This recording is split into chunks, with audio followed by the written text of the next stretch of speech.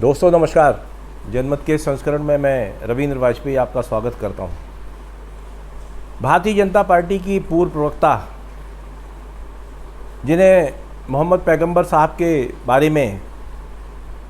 एक विवादग्रस्त बयान देने के कारण पार्टी ने निलंबित कर दिया और बाद में उनके ऊपर देश के कई हिस्सों में मुकदमे भी दर्ज हुए। नूपुर ने सर्वोच्च न्यायालय में इस बात की याचिका लगाई थी कि वे सारे मुकदमे जो हैं दिल्ली स्थानांतरित कर दिए जाएं और शायद इसके पीछे उन्हें जो धमकियां मिल रही थी वो उसका आधार रही होंगी। किंतु सुप्रीम कोर्ट की जो पीठ थी 2 न्यायाधीशों की, उसने नूपुर की याचिका को खारिज करते हुए उन्हें निर्देश दिया कि वे उच्च न्यायालय जाएं और उसके बाद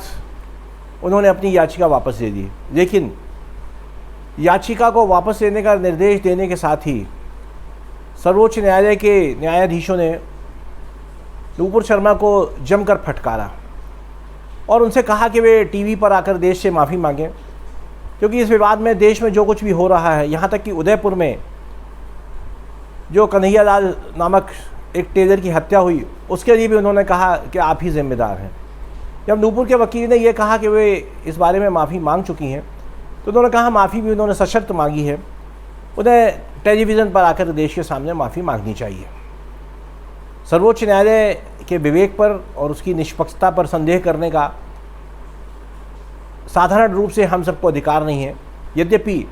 उसकी रचनात्मक आलोचना आजकल की जाने लगी है और विशेष रूप से जो पक्ष सर्वोच्च न्यायालय में या किसी भी न्यायालय में पराजित होता है, वो निर्णय के बारे में कुछ कानूनी पक्षों पर और कुछ व्यवहारिक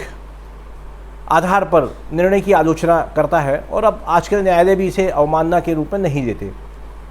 सवाल यह है कि नूपुर के बारे में जो टिप्पणी सर्वोच्च न्यायालय ने की है बहुत तीखी है, विशेष रूप से इसलिए कि उनका ये कहना है कि देश भर में जो कुछ हो रहा है उसकी जिम्मेदार वे हैं।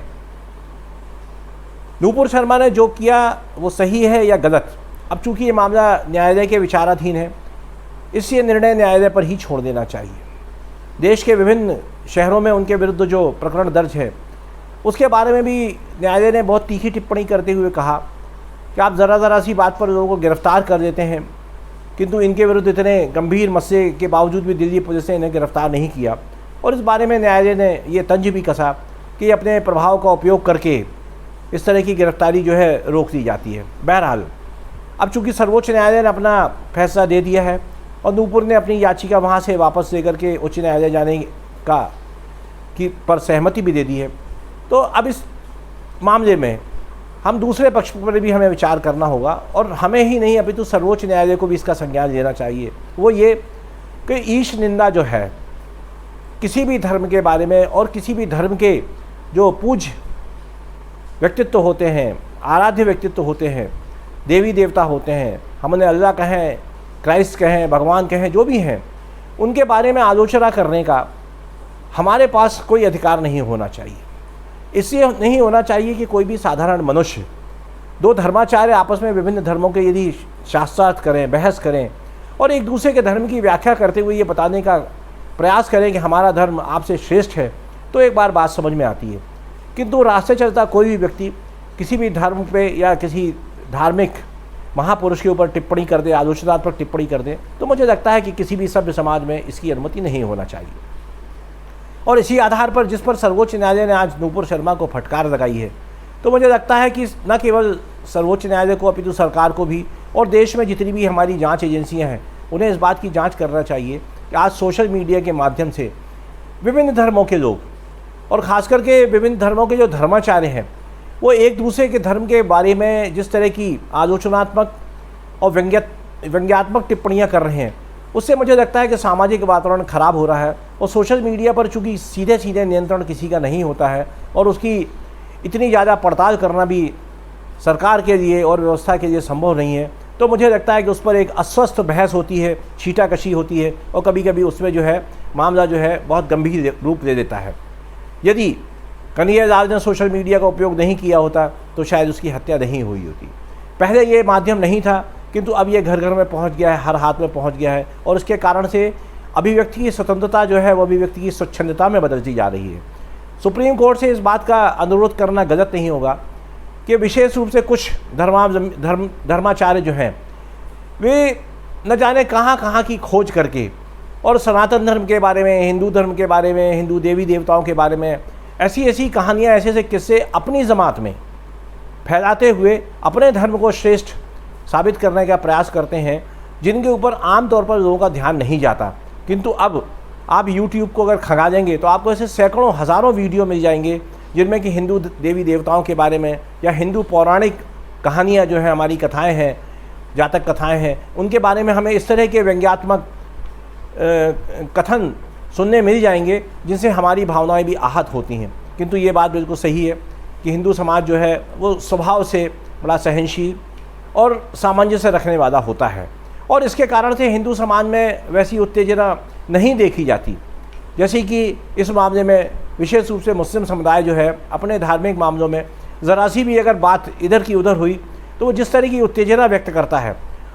उसके तुलना में हिंदू समाज में वह प्रवृत्ति नहीं देखी जाती। किंतु अब ये धर्मनिरपेक्ष राज्य तो है, किंतु धर्मनिरपेक्ष राज्य में इस बात का भी ख्याल रखा जाना चाहिए कि जिस तरह से अल्पसंख्यकों की भावनाएं, उनकी धार्मिक मान्यताएं, उनके रीति रिवाज और उनकी पूजा पद्धति को पूरी तरह से सुरक्षा और सुविधा मिलना चाहिए, उसी तरह से जो बहुसंख्यक समुदाय है जो कि इस देश में पहले से रह रहा है, उसकी भी अपनी भावना है, उसकी भी अपनी धार्मिक मान्यता है, उसकी भी अपनी पूजा पद्धति है, और उसकी जो सनातनी परंपराएं हैं उनके बारे में यदि कोई व्यक्ति व्यंग्य से बात करता है, उन्हें झुठलाता है, उनका मजाक उड़ाता है, तो इसके विरुद्ध भी कड़ी से कड़ी कार्रवाई होना चाहिए। नूपुर शर्मा के मामले में न्यायालय जो भी निर्देश देगा उसको पालन करना नूपुर शर्मा का फ़र्ज़ बनता है, देश के हर नागरिक का फ़र्ज़ बनता है कि वो न्यायालय के आदेशों का पालन करें, क्योंकि हमारे देश में किसी व्यक्ति या धर्म का नहीं अपितु संविधान का राज है और देश कानून से चलता है। इस बात को कहते तो सभी हैं, किंतु मनसा वाचा कर्मणा के रूप में इसका पालन करने की जो प्रवृत्ति है वो निरंतर घटती जा रही है। तो मुझे लगता है कि आज नूपुर शर्मा के मामले में सर्वोच्च न्यायालय ने जिस तरह की टीका टिप्पणी की है उसके मद्देनज़र अब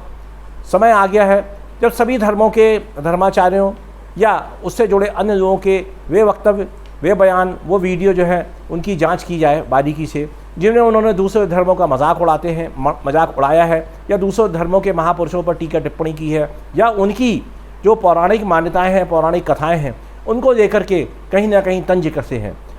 ऐसा होने पर निश्चित रूप से बहुत सारे लोग लपेटे में आएंगे और फिर ये बात उठेगी कि असहिष्णुता की स्थिति बन रही है, नॉन टॉलरेंस की। लेकिन मुझे लगता है कहीं ना कहीं हमें समाज में अगर एक अच्छा वातावरण बनाना है तो फिर स्वतंत्रता का दुरुपयोग करने की अनुमति किसी को भी नहीं होना चाहिए, अन्यथा अभी जो हो रहा है वो आगे भी होता रहेगा और उसे रोकने वाला कोई नहीं है। नूपुर की गिरफ्तारी हो यदि कानून सम्मत है होना चाहिए, लेकिन उसके साथ साथ और भी जो लोग धार्मिक माहौल बिगाड़ने की कोशिश में लगे हैं या जो शरारत कर रहे हैं